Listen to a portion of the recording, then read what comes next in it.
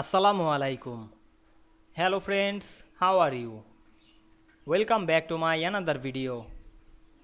In this video, I am going to show you how to find and replace Subscript and Superscript in Microsoft Publisher. Let's get started. Firstly, we have to open a Publisher document. Now we want to find and replace Subscript and Superscript. Go to the Replace option. Then write the superscript text. Now I write x2. Then click the replace option and write the replace. Then click replace.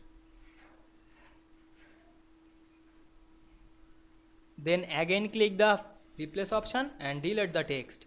Then find the another text. Now I write h2o.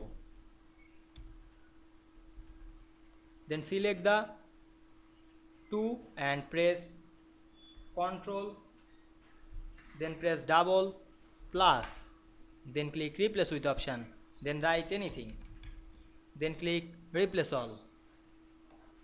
Now we can see here replace the subscript text. I hope you enjoyed the video. Please like, comment, share and subscribe my channel. Thanks for watching.